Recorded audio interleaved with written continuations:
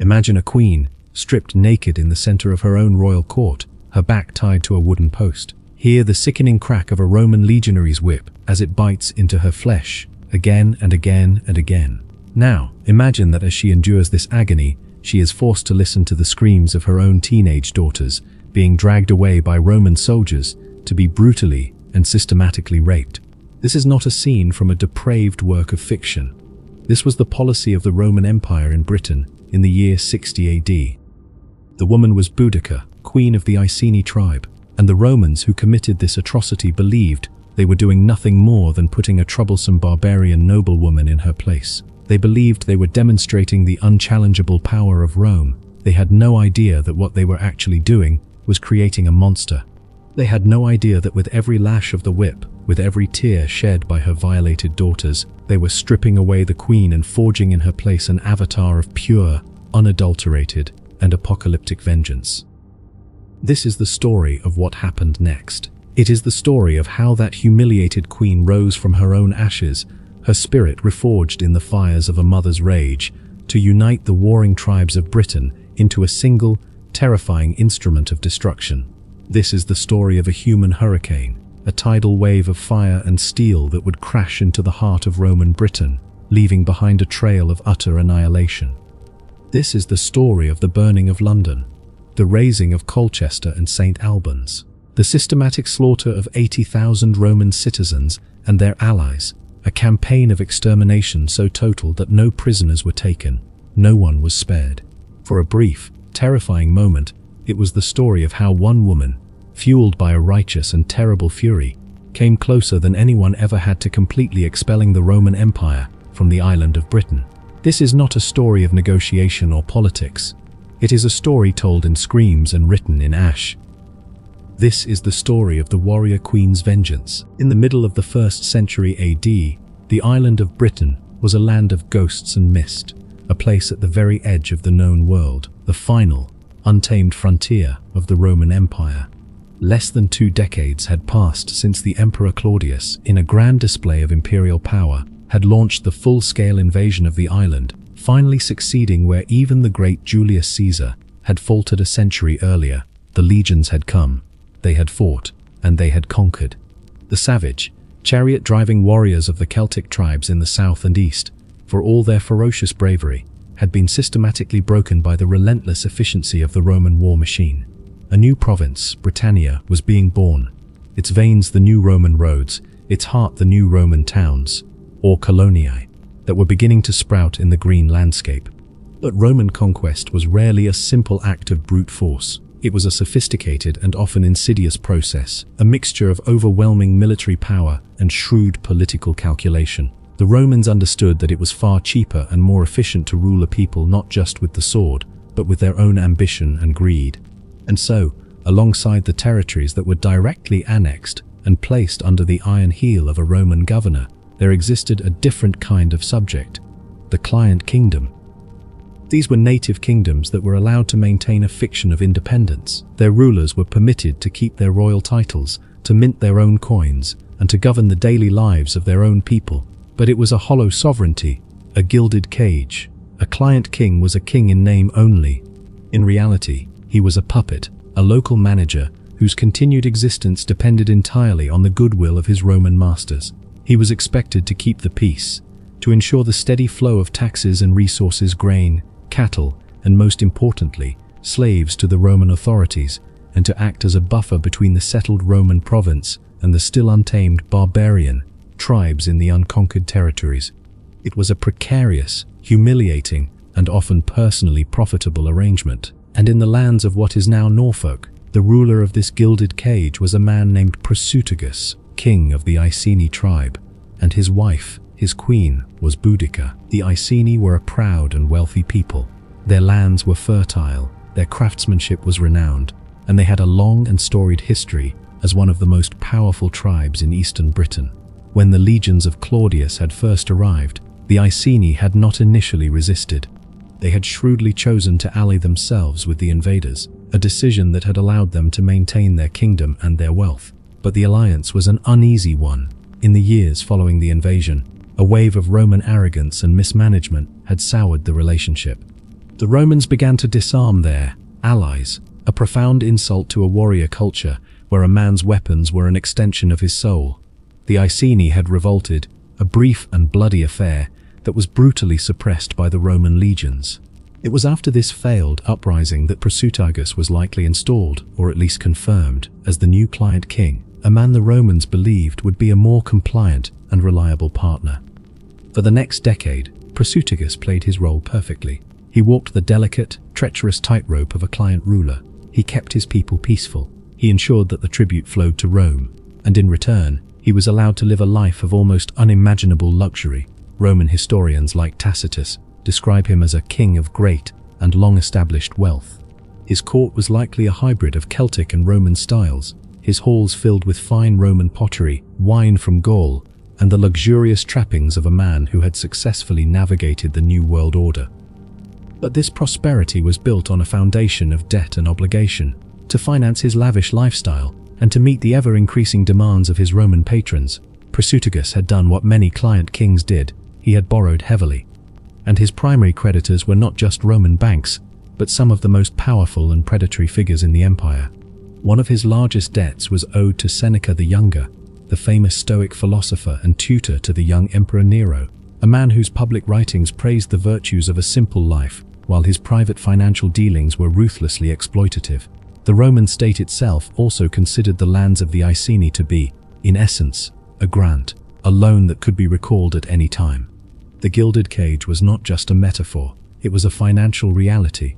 The kingdom of the Iceni was mortgaged to the hilt. Prasutagus was an old man. He knew that his death would create a crisis. Under Celtic law and tradition, his kingdom and his property could be passed down to his heirs, his two young daughters, with his wife Boudica acting as regent.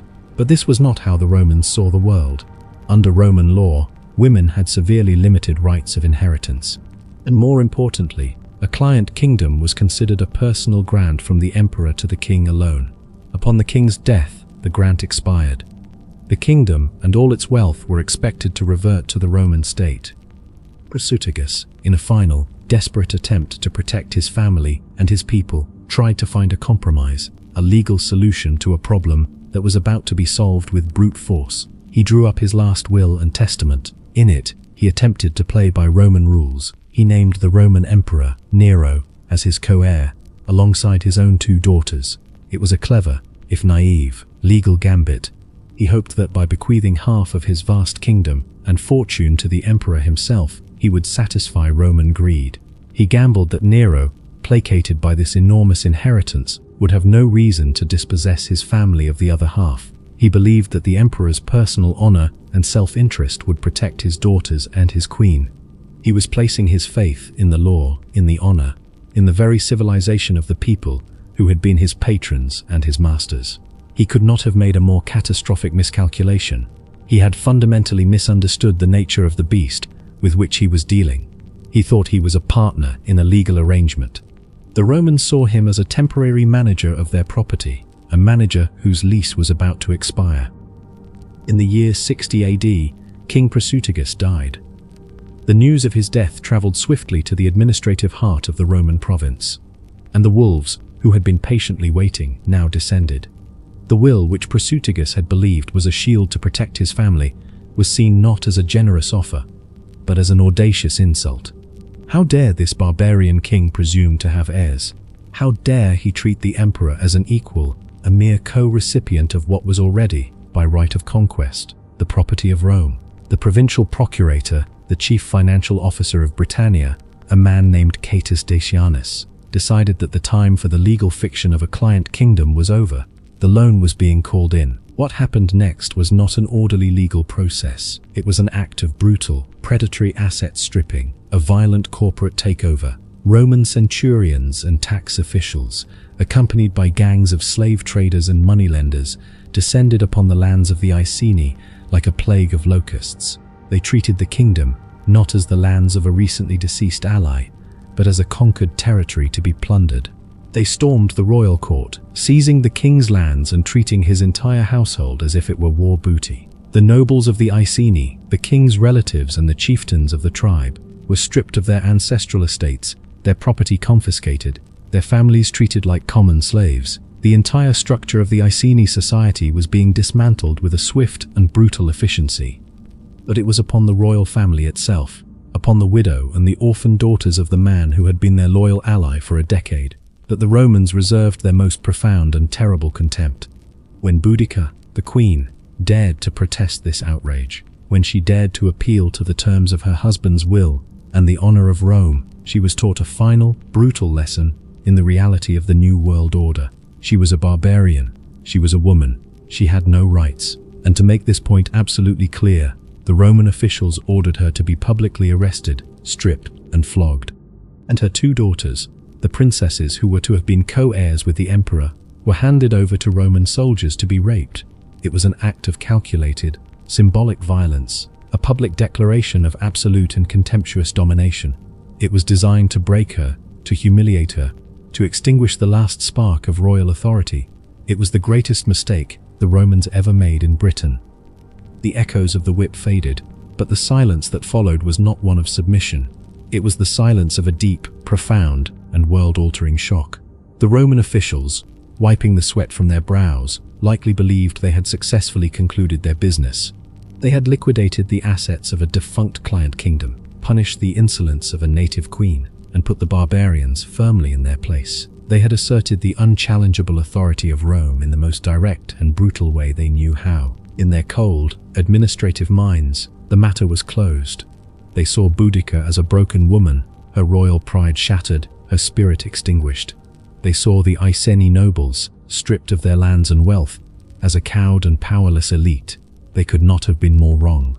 What they saw as an end was, in fact, a beginning. They had not extinguished a spark. They had thrown gasoline on a bonfire.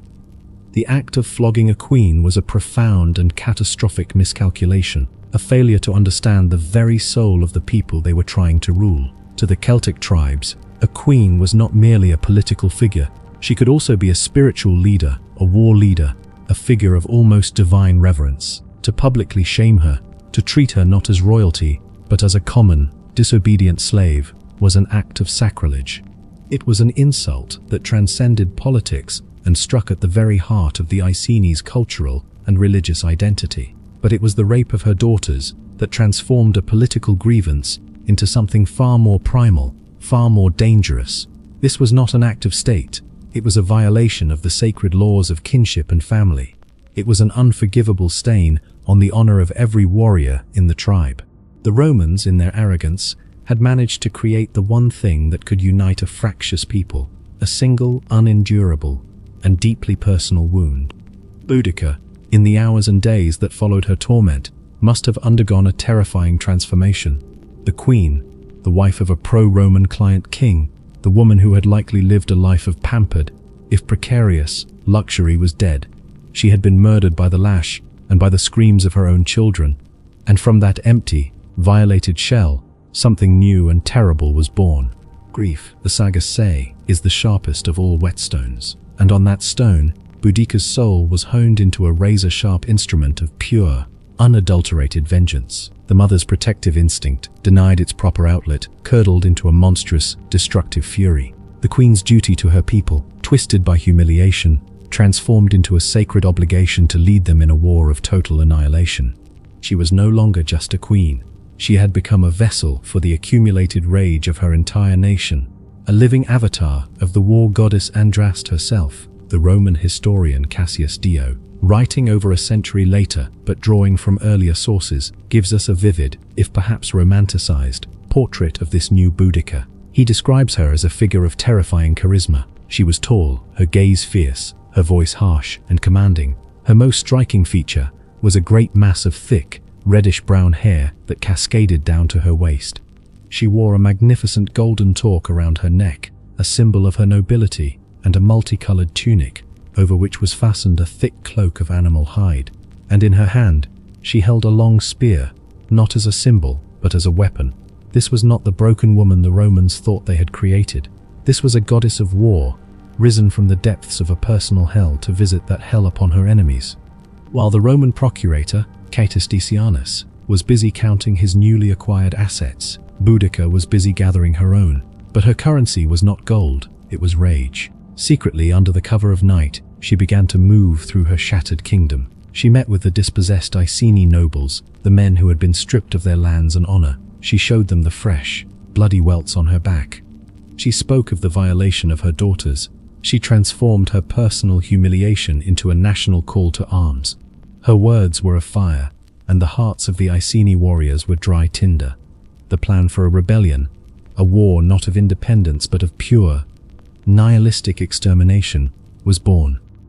But Boudica knew that the Iceni alone, however brave, were not enough. To have any chance of success, she needed to turn this tribal uprising into a pan-Britannic holy war, and she looked to her neighbours, the Trinovantes, who occupied the lands of modern-day Essex. The Trinovantes had been the first British tribe to be comprehensively conquered by the Romans, and their suffering was even greater than that of the Iceni. Their ancestral capital had been taken from them and transformed into the Roman colonia of Camulodunum, modern-day Colchester. This new city was not just a symbol of Roman power, it was a physical manifestation of Roman arrogance. It was a city for retired legionaries, a place where the very veterans who had conquered their lands were now given their best fields as a reward. These veterans, brutal and entitled, treated the remaining Trinovantes population with contempt, driving them from their homes and treating them as little better than slaves in their own country. But the ultimate insult, the daily, galling reminder of their subjugation, was the great temple that dominated the city. It was a massive, classical temple, built in honor of a man the Romans had declared a god, the former Emperor Claudius, the very man who had led the invasion and conquered them. The Trinovantes were not just expected to tolerate this monument to their own defeat, they were forced, through crippling taxes, to pay for its construction and upkeep. The temple was a physical and financial vampire, sucking the lifeblood from their people to celebrate their own enslavement. Their hatred for it, and for the arrogant veterans who lorded over them, was a deep, simmering, and explosive force. Boudica's call for rebellion fell on the most fertile of ground. The Iceni and the Trinovantes, two of the most powerful tribes in Britain, secretly forged a war pact, united by their shared hatred and their shared desire for a terrible reckoning. Other, smaller tribes soon joined them. A great, secret army began to muster in the dark forests and hidden groves, far from the eyes of the Roman administrators. They sharpened their swords, they prepared their chariots, and they made their vows to their ancient, bloodthirsty gods of war.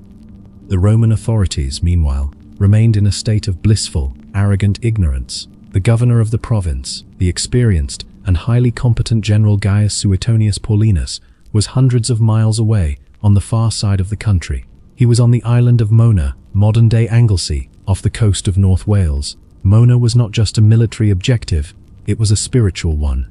It was the sacred heartland of the Druids, the powerful, enigmatic Celtic priesthood who were the intellectual and spiritual architects of the anti-Roman resistance. Suetonius was there to cut the head off the snake, to destroy the pagan sanctuaries and the groves sacred to savage rites, as Tacitus describes them. His best legions, the 14th Gemina, and a detachment of the 20th, were with him. This was the perfect storm. The bulk of Rome's military power in Britain was completely preoccupied, hundreds of miles away, engaged in a difficult and brutal campaign against the spiritual leaders of the Celts. Back in the supposedly civilized and pacified southeast, the province was almost completely stripped of its professional troops. Milupsur, Amentololos, Dololi, Maradoi, Reraktsau and Ordader. The bowers of Warbalin, Perfecador Puliour, Bali, Iladiwai, Milimenbus. The man left in charge of the administration, the procurator Catus Decianus, was a bureaucrat, a man who understood finance but not fury. He was the very man whose greed and cruelty had lit the fuse of the rebellion. He had no army and no comprehension of the apocalyptic violence he had just unleashed. The inheritance the Roman vultures had come to claim was not a kingdom's treasury, but a whirlwind of fire and death, and it was about to descend upon their gleaming, undefended new city of Camulodunum. The transformation was complete. The grieving widow, the shamed queen, was gone, burned away in the fires of her own humiliation. In her place stood a figure of terrible and divine wrath, a woman no longer bound by the codes of diplomacy or the fear of Rome. Boudica had become the prophetess of a new and brutal religion, and its only sacrament was blood.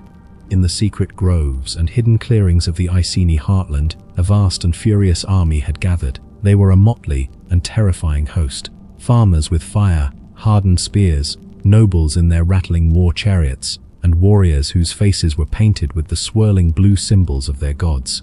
But they were united now, not as Iceni or Trinovantes, but as Britons, a single furious entity, and they were listening to the words of their queen. The Roman historian Cassius Dio, in a dramatic but psychologically plausible speech, captures the incandescent rage that Boudica now channeled. She was not just a commander, she was a conductor of hatred, standing tall on a platform, a spear in her hand, her striking red hair a banner of war. She spoke to the assembled host. She did not speak of strategy or tactics. She spoke of wounds. She spoke of the unbearable arrogance of the Romans, a people who had crossed the sea to enslave them. She spoke of the crushing taxes that bled their families dry to pay for the monuments of their own conquerors. She spoke of the insolent veterans who had stolen their lands and treated them like dogs. Then, her voice hardening, she made it personal.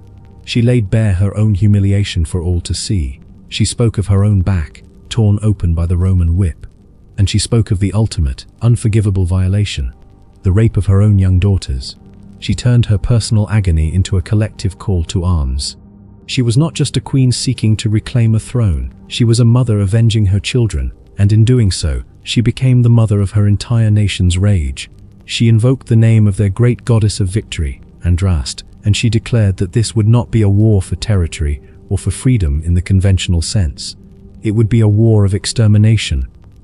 Her words were a lit torch, thrown into a lake of gasoline.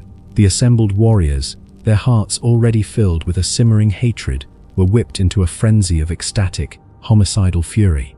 They roared their approval, they beat their swords against their shields, and they swore a terrible, sacred oath. No prisoners would be taken. No ransom would be accepted. There would be no quarter, no mercy. The Romans had treated them like animals, and so they would now unleash upon them a form of warfare that was stripped of all humanity, a pure, elemental act of destruction. Every Roman man, woman, and child was to be killed. They would be slaughtered on pagan altars, they would be hanged, they would be crucified, they would be burned alive. The rebellion had become a holy war, a campaign of ritualized, genocidal violence. While this storm of vengeance was gathering in the forests, the object of its fury, the Roman colonia of Camulodunum, remained in a state of almost surreal complacency. The city was a symbol of Roman triumph, a gleaming island of Italian civilization in a sea of barbarism. It was a city of wide, paved streets, of bathhouses, of a theatre, and a grand new forum, but it was a city without walls. In their supreme arrogance, the Romans had considered defensive fortifications to be unnecessary. Who would dare attack a city of Roman veterans, the very men who had conquered the island? The city was an open, inviting, and fatally vulnerable target. Its inhabitants were the retired soldiers of the 14th and 20th legions, men who had traded their swords for farming tools and their tents for comfortable villas. They were a hard, arrogant, and deeply unpopular population, accustomed to giving orders and being obeyed. But they were no longer a cohesive military unit. They were civilians, grown soft by the comforts of peace. The only garrison in the city was a tiny detachment of perhaps 200 troops, a police force, not an army. As the great rebel army, now numbering over 100,000, began its silent, swift march towards the city, a wave of inexplicable and terrifying omens descended upon Camulodunum. The statue of the goddess Victory in the Forum inexplicably fell from its pedestal, turning its back as if in flight. In the Senate House, strange, gibbering, foreign-sounding wails were heard, echoing through the empty halls. The theatre rang with phantom screams. The waters of the nearby estuary were seen to turn a blood-red color, and at low tide, the ghostly, spectral shapes of human bodies were seen imprinted in the mud. The city was gripped by a nameless, superstitious dread. They knew something terrible was coming, but their leaders, the veteran officers, dismissed it all as the fantasy of a terrified populace. A frantic, last-minute appeal for help was sent to the procurator, Catus Dacianus, in the nearby financial capital of Londinium. But Dacianus, a man who still could not comprehend the scale of the crisis he had created, sent them a paltry 200 poorly equipped auxiliary troops. It was not a reinforcement, it was a token gesture, a handful of sand thrown at a tidal wave. Then, the wave hit. The rebel army descended upon the unprepared city like a force of nature. They were not an army laying a siege. They were a flood of pure destruction. They poured into the unwalled streets, their war cries a deafening roar, and the massacre began. The 200 Roman auxiliaries were the first to be slaughtered, their desperate stand lasting only moments. Then the rebels fell upon the civilians. The Roman veterans, who had once been the masters of the world, were now just terrified old men, dragged from their comfortable villas and cut down in their own gardens. The slaughter was total and indiscriminate. No one was spared. The rebels moved through the city in a frenzy of pent-up hatred, killing, burning, and destroying everything in their path. The city became a symphony of screams. The Roman population, with nowhere to run and no walls to hide behind, was systematically hunted down and exterminated. The last remnant of Roman resistance, the last of the veterans and their families, perhaps 1,000 strong, retreated to their final, ironically appropriate sanctuary, the massive, stone-built temple of the divine Claudius. The very monument to their own arrogance and the symbol of the Gauls' oppression now became their last fortress and their tomb.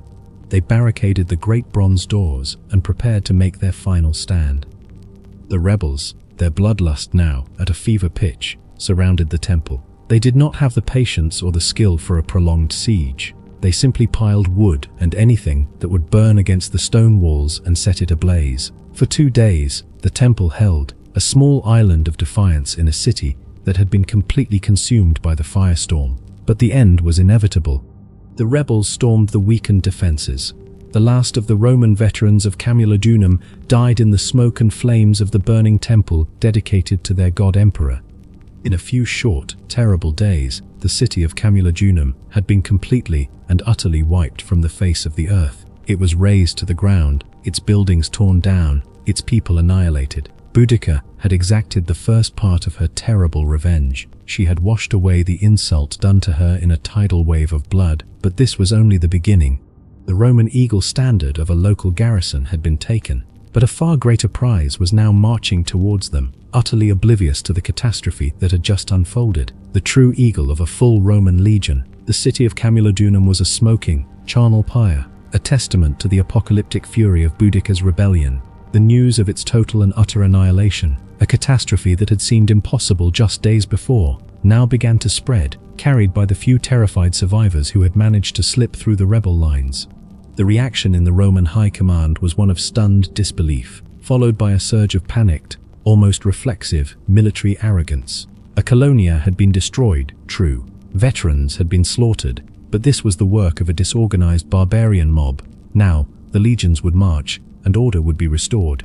The man tasked with this restoration was the commander of the nearest professional Roman army, Quintus Petilius Cerealis, the legate of the 9th Legion, the Legio XIX Hispana.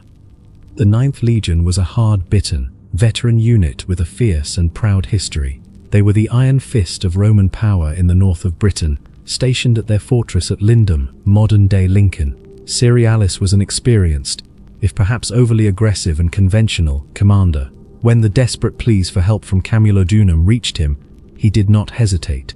He likely viewed the rebellion as a local brushfire, a savage but ultimately containable outburst that could be swiftly and brutally stamped out by the disciplined force of a full legion.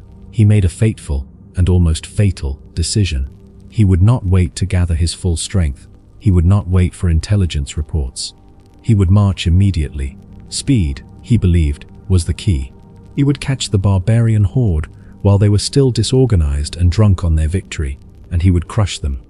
He set out on a forced march south with the main vexillation of his legion, a force of perhaps 2,000 of his best and most experienced legionaries, along with a small contingent of auxiliary cavalry. The rest of his legion, perhaps another 2,000 men, were left behind to garrison the fortress and a string of smaller forts, a decision that dangerously diluted his available combat strength.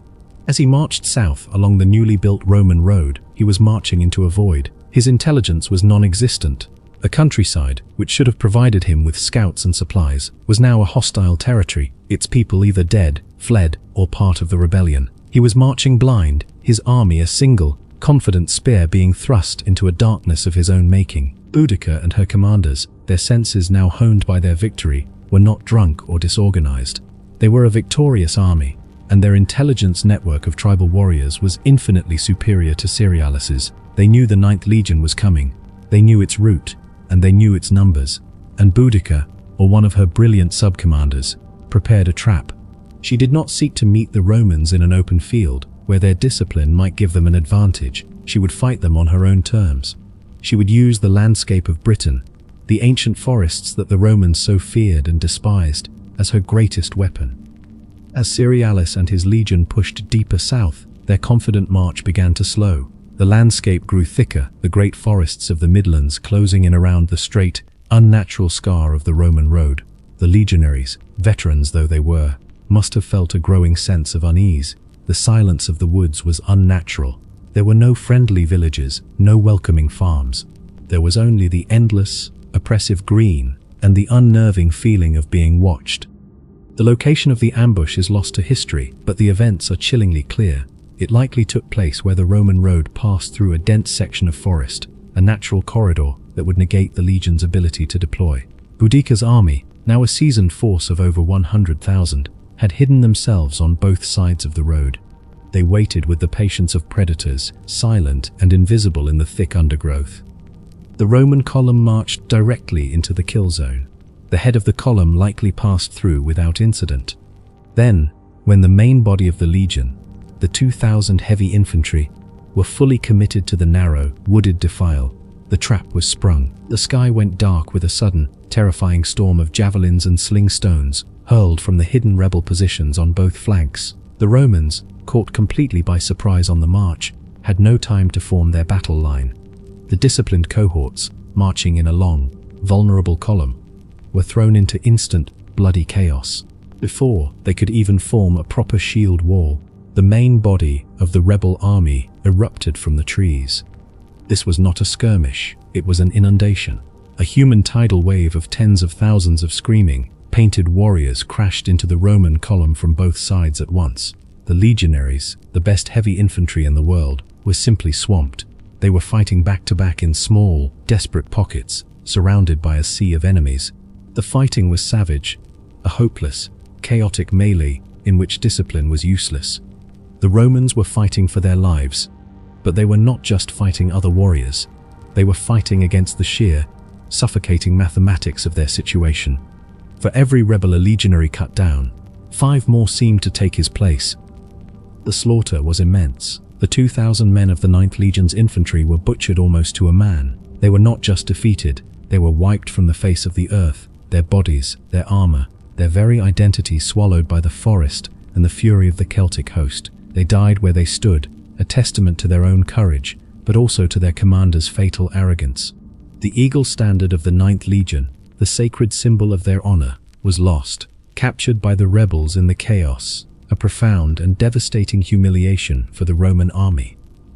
Only one part of the Roman force escaped the annihilation: the cavalry. Cerealis, the commander, and his auxiliary horsemen, seeing that the infantry was doomed, had done the only thing they could. They spurred their horses and fled, galloping for their lives back up the road, leaving their own infantry to be slaughtered. It was a shocking, and to the Roman mind, deeply shameful act. A commander was expected to die with his men, but Cerealis's flight, as cowardly as it may have seemed, was also a pragmatic necessity. He was the one who had to carry the news of this unprecedented disaster back to the rest of the Roman world. The destruction of the infantry of the 9th Legion was a catastrophe on a scale the Romans had not seen in Britain before. This was not a defeat of auxiliaries or a massacre of veterans. This was the professional, serving army of the Roman state. A full legion had been brought into the field, and it had been effectively destroyed. Boudica's rebellion had now achieved something that few barbarian leaders ever had: a clear, undeniable, and devastating military victory over a Roman legion in a pitched battle. The psychological impact was enormous. The rebels, their morale now at an absolute zenith, believed they were invincible. Andrast was with them. They had defeated the Romans in the field. They had taken a legion's eagle. Nothing could stop them now. And for the Romans, the news was a shock to the system. It transformed the rebellion from a serious crisis into an existential threat. The thin veneer of Roman control over the entire province of Britain was now cracking. Suetonius Paulinus, still hundreds of miles away in the west, would soon hear of this disaster, and he would realize that he was no longer fighting to pacify a new territory, but to save a province on the very brink of total collapse. The eagle had fallen, and all of Britain was now holding its breath to see if the others would follow. The news traveled west like a disease, a contagion of terror spreading from fort to fort, carried by the frantic, exhausted horsemen who had survived the annihilation of the 9th Legion. When the report finally reached the Roman governor, Gaius Suetonius Paulinus, on the island of Mona, it must have felt like a dagger in his back. He was at the very moment of his greatest triumph, having just completed the brutal but successful eradication of the Druid stronghold. His legions had stormed the beaches, cut down the black-robed priestesses and their fanatical warrior priests, and had set their sacred groves to the torch. He had just severed the spiritual head of the Celtic resistance. And now, he was being told that while he had been occupied with this task, the entire body of the province behind him had erupted in a cancerous, apocalyptic rebellion. Suetonius Paulinus was a man cast in the classic mold of the hard-bitten, professional Roman general. He was a veteran of the brutal mountain campaigns in North Africa, a commander known for his caution, his meticulous planning, and his absolute, unwavering ruthlessness. He was the polar opposite of the rash and arrogant Petilius Cerealis. He did not panic. He did not underestimate his new enemy. He understood instantly that this was not a localized riot. This was a war for the survival of the province, and he was the only man who could win it. His response was immediate, decisive, and brutally swift. He took his best legion, the elite and battle-hardened 14th Gemina, and a detachment of the 20th, and began a desperate, forced march back across the entire breadth of the country, from the coast of Wales towards the epicenter of the rebellion in the southeast. It was a journey of over 250 miles through what was now hostile territory. He was marching into the heart of the firestorm, his relatively small army a lonely island of Roman order in a country that had gone completely mad. He sent an urgent dispatch to the 2nd Legion, stationed at Exeter in the southwest, ordering them to march and rendezvous with him. He was attempting to concentrate all of Rome's remaining military power for a single decisive confrontation. His initial target, his first priority, was the city of Londinium, modern-day London. At this time, Londinium was not yet the great capital it would become. It was a new, vibrant, and rapidly growing commercial hub, a sprawling, chaotic boomtown situated at the most convenient crossing point of the River Thames. It was not a fortified colonia like Camulodunum, filled with retired soldiers. It was a city of merchants, of traders, of financiers, of Roman citizens, and pro-Roman Britons who had flocked there to make their fortunes in the new province. It was the financial and logistical heart of Roman Britain, a symbol of the prosperity that Roman rule had brought. And it was completely without walls, utterly defenseless, and now lay directly in the path of Boudica's 100,000-strong army of vengeance. Suetonius and his cavalry, riding hard ahead of his main infantry column, arrived in Londinium first. The scene that greeted him was one of pure, unadulterated panic. The city was overflowing with terrified refugees who had escaped the massacres at Camulodunum and the surrounding countryside. They looked to him as their savior, the man whose legions would protect them. But Suetonius, the ultimate pragmatist, looked at the situation with the cold, dead eyes of a military realist. He saw a sprawling, unwalled city. He saw his own, relatively small army. And he saw in his mind's eye the vast, unstoppable horde that was now marching towards them. He knew he did not have the numbers to defend the city. To try and hold Londinium would be to allow his own, precious veteran army to be surrounded and annihilated in street-to-street fighting, just as the Northumbrians had been at York. It would be a catastrophic, strategic blunder. His army, the 14th Legion in particular, was the single most important strategic asset in the entire province. It was the only professional, battle-winning force left. Its survival was paramount. The survival of the city and the thousands of civilians within it was not. And so, Suetonius Paulinus made a decision of such chilling, brutal, and logical cruelty that it is almost breathtaking. He made the decision to sacrifice the city. He would abandon Londinium and its people to their fate. He gathered the terrified city leaders and announced his intentions. There would be no battle for Londinium. He was marching on. Tacitus tells us that he was unmoved by the tears and prayers of the citizens, who begged him to stay. He offered them a choice. Any civilian who was able and willing to leave the city could join his military column as a refugee. But for the vast majority, the women, the children, the elderly, the infirm, all those who could not keep up with the brutal pace of a legionary forced march, it was a death sentence. The decision was made. Suetonius and his army, accompanied by a long, trailing column of the few lucky refugees who could join them, marched out of Londinium, abandoning it to the approaching storm. The despair that must have descended upon the thousands left behind is almost impossible to imagine. They had been forsaken. Their own governor, their own protector, had looked them in the eye and had condemned them to death for the sake of a higher strategic purpose. They did not have long to wait. Soon after Suetonius departed, the vanguard of Boudica's great army arrived, and the horror of Camulodunum was repeated, but on an even larger and more savage scale. The rebels poured into the defenseless city and unleashed an orgy of destruction. There was no pretense of a battle. This was an extermination. The city's inhabitants were hunted down in the streets, in the temples, in their own homes. The Roman historians Tacitus and Cassius Dio describe the scenes in gruesome detail. This was not a quick, merciful slaughter. It was a campaign of ritualized, sadistic violence, the fulfillment of the rebels' terrible oath. No prisoners were taken. The wealthy merchants and Roman officials were singled out for special treatment. They were hanged, crucified, or burned alive in their own villas. Dio records that the most noble women were taken to a sacred grove, where their breasts were cut off and sewn to their mouths, after which they were impaled on giant, sharpened skewers in a grotesque human sacrifice to the goddess Andraste. The rebels, Dio says, indulged in every kind of savage brutality. The city itself was systematically destroyed. Every building was put to the torch. The commercial heart of Roman Britain was transformed into a raging inferno. The heat was so intense that it melted pottery into grotesque, molten shapes and turned coins into fused lumps of metal. Archaeologists today, when they dig down to the Roman level in the city of London, can still clearly see it. A thick, distinct, reddish-black layer of burned debris, a stratum of pure destruction that they have nicknamed Boudica's destruction layer. It is a physical scar, left in the very earth of the day that London burned. From Londinium, the rebel army, now less an army and more a ravenous swarm of destruction, moved on to its next target, the municipium of Verulamium, modern-day St. Albans. Verulamium was another unwalled town, but its inhabitants were primarily pro-Roman Britons, the collaborators and administrators of the new regime. To Boudica, they were traitors, and their fate was the same. The town was razed, and its people were slaughtered. In the space of a few short weeks, the three most important and prosperous urban centers of Roman Britain, the veterans' colony of Camulodunum, the financial hub of Londinium, and the administrative center of Verulamium, had been utterly and completely wiped from the face of the earth.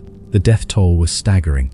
Tacitus gives a precise, and likely not overly exaggerated figure. 70,000 Roman citizens and their allies had been killed. It was a genocide. Boudica's vengeance was now a roaring, all-consuming fire. She was the undisputed master of a province that she had effectively destroyed. But Suetonius Paulinus was still out there. His army was still intact. And now, having made his terrible, necessary sacrifice, he knew the time for retreat was over. He had received more bad news. The commander of the 2nd Legion at Exeter, Suetonius Paulinus, had, in a fit of terror or professional jealousy, refused his summons to rendezvous. He was on his own, but he had chosen his ground. He would now turn and face the barbarian queen. The final decisive battle for the fate of Roman Britain was about to be fought. The province of Britannia was a festering wound, a territory bleeding from 100 different cuts. 3 of its greatest cities were now smoking, corpse-filled ruins, monuments to a queen's apocalyptic rage. A Roman legion had been shattered, its eagle lost. 80,000 Roman citizens and their allies lay dead. The Great Rebellion, which had begun as a spark of personal humiliation, was now an all-consuming firestorm that had burned away the very foundations of Roman authority. Boudica and her vast, seemingly invincible army were the undisputed masters of a kingdom they had effectively destroyed, but their victory was a hollow one. They had proven they could kill Romans, but they had not yet faced Rome itself. They had not yet faced the cold, calculating fury of a truly first-rate Roman general with his back against the wall. And now, that general, Gaius Suetonius Paulinus, had stopped running. After the calculated and brutal sacrifice of Londinium and Verulamium, Suetonius had continued his retreat, gathering what few Roman forces he could. But it was a retreat with a purpose. He was not fleeing in terror, he was searching. He was searching for a battlefield. Not just any battlefield, but the perfect battlefield, a piece of terrain that would allow him to negate the Britons' single, overwhelming advantage. Their numbers. He was an artist, and his medium was slaughter. He needed the perfect canvas. And somewhere along the line of the old Roman road known as Watling Street, in the Midlands of England, he found it. The location he chose was a masterpiece of defensive tactical thinking. It was a narrow defile, a natural bottleneck in the landscape. At his back was a dense, impassable forest, which served a dual purpose. It protected his rear from any surprise attack, but it also, more importantly, removed any possibility of retreat. It was a clear, unspoken message to his own men. There is no escape. We win here, or we die here. Before him, the ground opened up into a plain, but the entrance to the defile itself was narrow, with steep, wooded slopes on either side. It was a natural funnel, a kill box. He would force Boudica's vast, chaotic horde, an army of perhaps 200,000, to squeeze themselves into this narrow gap to attack his small force of 10,000. He would force the great barbarian ocean to try and pour itself through the neck of a tiny bottle. He had chosen the ground where numbers would mean nothing, and where discipline, training, and cold, hard steel would mean everything. Here, he arranged his small army, the last professional Roman force in Britain. In the center, he placed the iron heart of his army, the veterans of the 14th Legion, flanked by the detachment of the 20th. These were not the terrified recruits of the earlier battles. These were the men who had just stormed the Druid stronghold on Mona, hard-bitten, professional killers who had a deep, personal contempt for the barbarians they were now facing. They were formed not in a thin line, but in a deep, dense, and almost unbreakable block of heavy infantry. On their flanks, Suetonius placed his auxiliary infantry and his small contingent of cavalry, ready to act as the final, decisive blade of his killing machine. And then they waited, silent, disciplined, and motionless, a tiny, glittering island of Roman iron in a hostile green sea. Soon, the sea arrived. Boudica's army, a force whose numbers Tacitus puts at a wildly exaggerated but psychologically potent 230,000, descended upon the plain before the defile. Their arrival was not a disciplined march, but a joyous, chaotic festival of impending victory. They were so utterly confident of the outcome that they had brought their families with them to watch the final, glorious slaughter of the last Roman army. The plain behind them was a vast city of wagons, a huge liga, where thousands of women and children settled in on the surrounding hills, as if preparing to watch a grand spectacle at the games. This act of supreme, almost suicidal hubris would prove to be their doom. Boudica herself, a figure of now mythic proportions, rode before her assembled warriors in a war chariot, her two violated daughters beside her. She was not just a queen, she was a living goddess, the embodiment of their righteous fury. She delivered a final incendiary speech. She spoke not of tactics, but of passion. She contrasted their own fight for freedom with the Romans' greed for slaves and plunder. She pointed to her daughters, the living symbols of their cause. She declared that she, a woman, was resolved to win or die. The roar that answered her was the sound of a nation at the peak of its power and its arrogance, a force that believed itself to be invincible. And then, with a single, deafening, chaotic scream, the great British host charged. A human tidal wave, tens of thousands strong, surged forward, funneling themselves directly into the narrow defile, a disorganized, howling mass of individual warriors, all desperate to be the first to taste Roman blood. On the Roman line, there was only a terrifying, disciplined silence. Suetonius held his men. They stood like statues, a wall of shields, as the ground shook with the thunder of the barbarian charge. They waited. They waited until the first wave of Britons was almost upon them, until they could see the wild, painted patterns on their faces and the fury in their eyes. And then, at the last possible second, the order was given. The first Roman volley was not an act of battle, it was an act of industrial agriculture, a harvest of death. Thousands of pila, the heavy Roman throwing javelins, were hurled as one. The sky went dark. This was not a weapon designed merely to kill. It was a weapon designed to negate the single most important piece of barbarian equipment, the shield. The long, soft iron shanks of the pila were engineered to punch through a wooden shield, and then, under the weapon's own weight, to bend, making them impossible to pull out. The effect was catastrophic. The front ranks of the British charge were suddenly encumbered with shields that were now pierced by heavy, dangling shafts of iron, making them unwieldy and useless. They were forced to discard their only defense and face the Roman line unprotected. The momentum of the great charge was broken before it had even begun. Before the disorganized Britons could recover, Suetonius gave his second order. The Roman line did not wait to be attacked, it attacked. The legionaries, in their famous triple-line formation, advanced, but they did not advance as a solid block. The front ranks formed themselves into a series of sharp, triangular wedges, the cuneus or pig's head formation. These wedges of steel and muscle now punched directly into the disorganized mass of the Britons. What followed was a masterclass in close-quarters butchery. The battle had now moved into the abattoir. The long swords of the Britons, designed for sweeping, slashing cuts, were useless in the tight, claustrophobic press of bodies. The Roman legionary, however, was in his element. He did not need room. His weapon was the gladius, a short, 20-inch long blade designed for one purpose: to stab.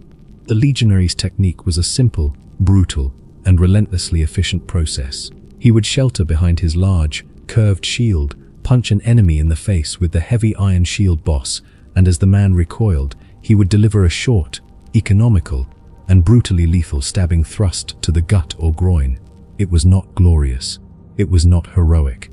It was the methodical, repetitive work of a butcher on a killing floor. Punch, stab, step forward over the body. Repeat. The Britons, their charge broken, their shields useless, and their primary weapon ineffective, were now simply a vast, terrified mob being systematically dismembered by a disciplined killing machine.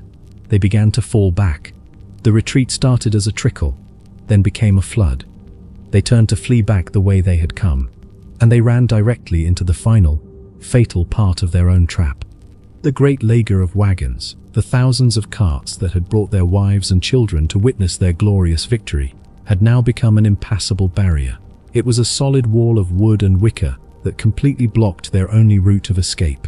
The retreat turned into a panicked, suffocating stampede. The warriors in the front were crushed by the thousands of terrified men pushing from behind. They were trapped. They had built their own prison. Now, Suetonius unleashed his final, cruel stroke. The Roman cavalry, which had been waiting patiently on the flanks, now charged. They did not attack the front, but swept around the sides of the melee, sealing the trap completely and falling upon the terrified non-combatants in the wagon circle. The battle had become a full-scale, one-sided massacre. The Romans, their blood up after weeks of humiliation, showed no mercy. They slaughtered the warriors. They slaughtered the women. They slaughtered the children. They even slaughtered the pack animals. Tacitus records the final, horrifying butcher's bill. 80,000 Britons lay dead. The Roman losses were a mere 400. The numbers are a wild exaggeration, a piece of pro-Roman propaganda. But the result was not. The Great Rebellion was over. The most powerful native army ever seen in Britain had been utterly and completely annihilated in a single bloody afternoon. The fire of Boudica's vengeance, which had burned so brightly and so terribly, had finally been extinguished in a sea of her own people's blood. The silence that descended upon the valley of Watling Street was not the silence of peace, but the profound, echoing silence of a void. It was the quiet of a mass grave, the stillness of a nation that had just been bled to death in a single afternoon. The ground was a slick, crimson morass, a horrifying testament to the brutal efficiency of the Roman killing machine. 80,000 Britons, warriors, women, and children lay dead, their bodies piled high around the impassable wall of wagons that had been intended to witness their triumph and had instead become their tombstone. The greatest native uprising in the history of Roman Britain was not just over, it had been surgically and sadistically dismembered. For Boudica, the warrior queen, the avatar of Andraste, this was a moment of absolute, soul-shattering desolation. She had stood on the battlefield and had watched her entire world be systematically annihilated. the army she had raised, the people she had inspired, the dream of a free Britain that had burned so brightly within her, had all been extinguished in a storm of Roman steel. She, along with a few of her daughters and her personal bodyguards, had managed to escape the carnage in her war chariot, fleeing the field as her people were being slaughtered. But it was an escape to nowhere. She was now a queen with no subjects, a general with no army, a mother whose personal tragedy had just been magnified into a national catastrophe. Her final moments are, like so much of her life, shrouded in the mists of history and conflicting accounts. The Roman historian Tacitus, our most reliable source, states it simply and starkly. Boudica put an end to her life with poison. It was a final, defiant act of a queen choosing her own end rather than submitting to the ultimate humiliation of being captured and paraded in a Roman triumph. There would be no cage for this lioness. In her own mind, she was likely performing a final, sacred rite, a self-sacrifice to the gods who had granted her a brief, glorious, and terrible season of vengeance before abandoning her to this catastrophic defeat.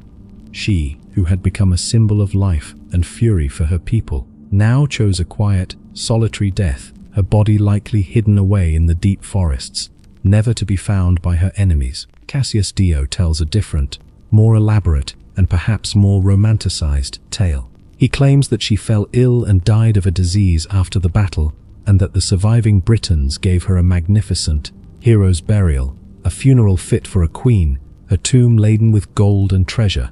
But the stark, brutal finality of Tacitus's account rings with a harsher truth. The fire that had burned so brightly had consumed itself. With Boudica's death, the last, flickering ember of the Great Rebellion was snuffed out. There was no new leader, no new Vercingetorix to rise from the ashes. The spirit of the Britons was not just broken, it was hollowed out. But for the people of Britain, the end of the battle was not the end of their suffering. In some ways, it was just the beginning. The Roman vengeance had only just begun.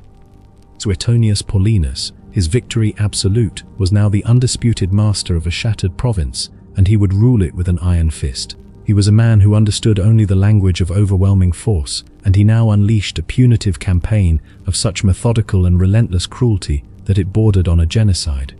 His victory had been a military one. Now he would secure it with a campaign of pure, unadulterated terror. He was reinforced with thousands of new troops sent from Germania, replacing all his losses and more. And with this new, massive army, he marched through the lands of the Iceni, the Trinovantes, and any other tribe that had dared to join the rebellion. This was not a campaign of pacification. It was a campaign of punishment. It was a scorched earth policy in reverse. Suetonius's legions moved through the countryside like a plague of locusts, but they were not just burning crops. They were burning everything.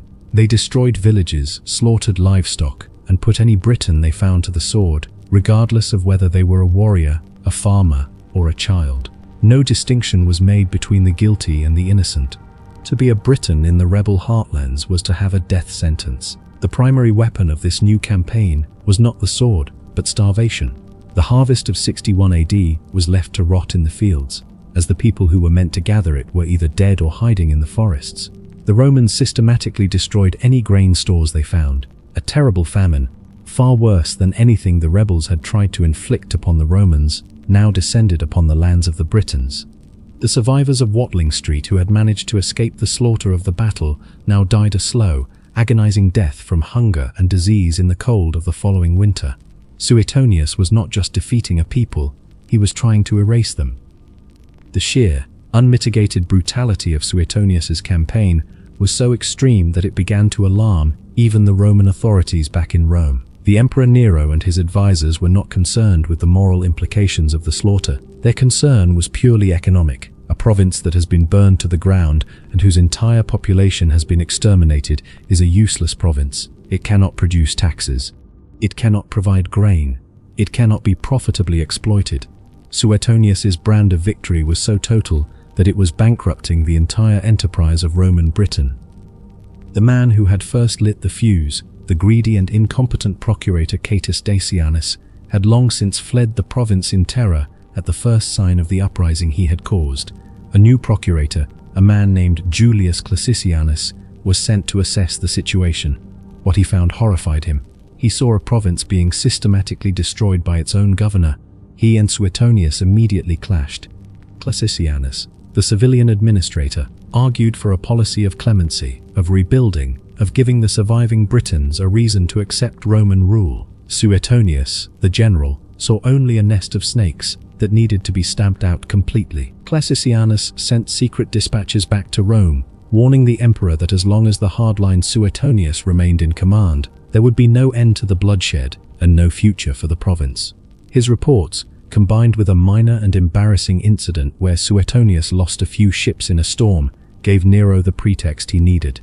Suetonius Paulinus, the man who had saved Roman Britain, the victor of one of the most decisive battles in the empire's history, was unceremoniously relieved of his command. He was recalled to Rome, his brutal, punitive campaign left unfinished.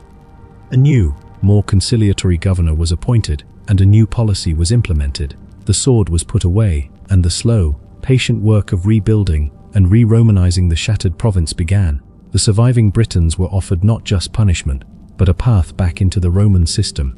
The cities of Londinium and Verulamium were slowly rebuilt, rising from their own ashes to become even greater and more prosperous than before. The lesson had been learned on both sides. The Britons had learned that armed resistance against the full might of the Roman Empire was a suicidal act of folly.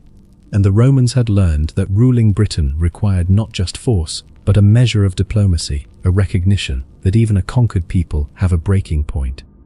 The Great Rebellion was over. The Queen was dead. The fire had been extinguished. And in the silence that followed, a new and more permanent Roman Britain began to take shape, a province that had been forged, ironically, in the apocalyptic fires of Boudica's terrible and glorious vengeance. The fires of the Great Rebellion cooled, leaving behind a landscape of scars. The bones of the 80,000 Britons who fell at Watling Street bleached in the sun and were scattered by the wind. The ashes of Londinium, Camulodunum, and Verulamium were swept away and became the foundations for new, grander cities. The name of Boudica, the warrior queen, the avatar of vengeance, faded from the official histories of the Roman victors, relegated to a footnote in the annals of a difficult but ultimately successful provincial conquest. By all the metrics of history, she was a catastrophic failure. She had gambled everything. Her people, her kingdom, her own life, on a single, furious roll of the dice. And she had lost in the most absolute and devastating way imaginable. Her people were slaughtered or starved into submission. And Roman rule over Britain, the very thing she had risen to destroy, was not ended, but was instead cemented, destined to last for another 300 years. Yet, history has a strange and ironic way of judging its actors. The story of Boudica is not a simple tale of victory and defeat. It is the story of a paradox. In her spectacular failure, she achieved a strange and enduring kind of victory. The rebellion, as destructive as it was, became the crucible in which the future of Roman Britain was forged. The Romans had won the war, but the sheer, terrifying scale of Boudica's uprising forced them to completely re-evaluate their entire approach to the province. They had learned a brutal lesson. Britain was not Gaul. It could not be held by arrogance and exploitation alone. Before Boudica, Roman Britain was a frontier province, a military-run corporate asset being ruthlessly stripped of its resources. After Boudica, it began its slow transformation into a true, integrated part of the Roman world. The hardline, purely military rule of men like Suetonius was replaced by a more sophisticated policy of Romanization. New governors understood that they needed to win not just the battles, but the hearts and minds of the Celtic elite. They stopped treating the Britons simply as a conquered resource and began to build a shared Gallo-Roman culture. They built new towns with forums and bathhouses, not just for Roman colonists, but for the Britons themselves. They encouraged trade, they built villas, and they brought the comforts and opportunities of Roman civilization to the very people they had almost annihilated. The rebellion, in a very real sense, had civilized the conquerors. The ghost of the warrior queen, a constant, bloody reminder of the price of arrogance, forced Rome to become a better, smarter, and ultimately more successful imperial power in Britain. But the most powerful legacy of Boudica is not what she did to the Romans, but what she became for the British. For over 1,000 years after her death, she was largely forgotten, a shadowy figure in the obscure texts of Roman historians. Her rediscovery, like that of Spartacus and Arminius, came much later. It was during the English Renaissance, under the reign of another powerful queen, Elizabeth V, that Boudica was resurrected. As England faced its own existential threat from the Spanish Armada, scholars and poets looked back into their island's history for a heroic, defiant figure to rally around. And they found her. They found the story of the barbarian queen who had stood up to the might of a foreign imperial superpower. Boudica, the Celtic tribal leader, was reborn as Boudica, a proto-English national heroine, a symbol of an island people's fierce and unshakable love of liberty. This transformation reached its zenith during the Victorian era, the height of the British Empire. In a final, glorious irony, the Victorians, now the masters of the greatest empire the world had seen since Rome, adopted the very woman who had fought against imperial conquest as a symbol of their own imperial power and majesty. They saw in her not a rebel, but a fellow queen, a powerful matriarch in the mold of Queen Victoria herself. The famous poem by Alfred, Lord Tennyson, Boudica, became a staple of Victorian classrooms. And the ultimate expression of this adoption came in the form of the magnificent bronze statue that stands to this day on the banks of the River Thames, right next to the Houses of Parliament, the heart of the former British Empire. There she stands, a colossal, heroic figure in her war chariot, her daughters at her side, her spear raised, forever charging towards an unseen enemy. It is a monument not to a rebel who burned London to the ground, but to a national icon, a queen of the British Empire. And so, the journey of Boudica is complete, from a humiliated client queen to a terrifying avatar of vengeance, to a forgotten historical footnote, to a national heroine, and finally, to a symbol of imperial grandeur. Her story has been adopted, twisted, and retold by every generation to suit its own needs. Was she a noble freedom fighter? Was she a brutal terrorist who engaged in genocidal slaughter and human sacrifice? Was she a grieving mother driven mad by a thirst for revenge? She was, most likely, all of these things. What is certain is that her rebellion, for all its brutality, speaks to a timeless and universal truth. It is a story about the breaking point. It demonstrates that there is a limit to human endurance, a line which, when crossed, can transform ordinary people into a force of elemental fury. It is a stark and bloody warning to all empires, in all ages, that the contemptuous disregard for the dignity of a conquered people is a seed from which a terrible and destructive harvest can grow. The Romans flogged a queen and raped her daughters because they believed she was a nobody, a barbarian whose suffering was of no consequence. They learned, at the cost of 80,000 lives and 3 burned cities, that there is no such thing as a nobody. The queen they thought they had broken became an immortal symbol of the fury that is born when the powerless are pushed too far.